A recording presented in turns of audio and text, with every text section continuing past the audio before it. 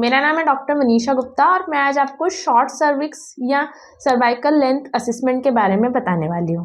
बहुत बार मेरे पास पेशेंट ये कंप्लेन लेकर आते हैं कि अगर हमारे टारगेट स्कैन में सर्विक्स की लेंथ कम दी हुई है तो क्या हमें अबॉर्शन हो जाएगा या उन्हें हमें बच्चेदानी के मुंह पे टाके लगवाने के लिए एडवाइस करना रहेगा। क्वेश्चंस के जवाबों के लिए मैं आपको कुछ सर्वाइकल लेंथ के बारे में बताने वाली हूँ। एक्चुअली जब टारगेट स्कैन किया जाता है तब उसमें हमें सर्विक्स की लेंथ देखनी होती है।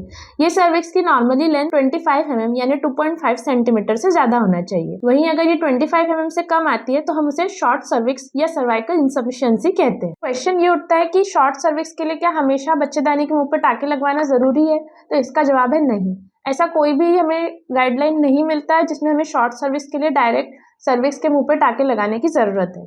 लेकिन आपकी प्रीवियस प्रेगनेंसी की हिस्ट्री, आपके प्रीवियस अबॉर्शन की हिस्ट्री, आपकी अभी रिसेंट प्रेगनेंसी में कुछ भी अगर कॉम्प्लिकेशन है, उसके बेसिस पे आपके गायनेकोलॉजिस्ट ही आपको देखकर ये सलाह दे सकते हैं कि आपको बच्चेदानी के मुंह पे टाके लगवाना है या नहीं। अगर पेशेंट की प्रीवियस प्रेगनेंसी में प्रीटर्म डिलीवरीज या सेकेंड ट्राइमेस्टर अबॉर्शन की हिस्ट्री होती है तो गायनेकोलॉजिस्ट उन्हें बच्चेदानी के मुंह पे टाके लगाने की सलाह देते हैं। वहीं अगर ये आपका पहला प्रेगनेंसी है और आपकी शॉर्ट सर्विक्स स्कैन में आई है तो इन केसेस में आपको सर्वाइकल लेंथ असेसमेंट के लिए एडवाइस किया जा सकता है। मल्टीपल प्रेगनेंसीज में कभी भी डायरेक्टली इंसर्कुलर या बच्चेदानी के मुंह पे टाके लगवाने के लिए एडवाइस नहीं किया जा सकता। ये हमेशा आपकी प्रीवियस हिस्ट्री और प्रेजेंट कंप्लेंट के हिसाब से डिसाइड किया जाता है। तो इन सारी बातों का ध्यान रख के अगर आपके अल्ट्रासाउंड में शॉर्ट सर्विक्स दी है तो आपको आपके तुरंत गायनेकोलॉजिस्ट से संपर्क करना चाहिए। Thank you.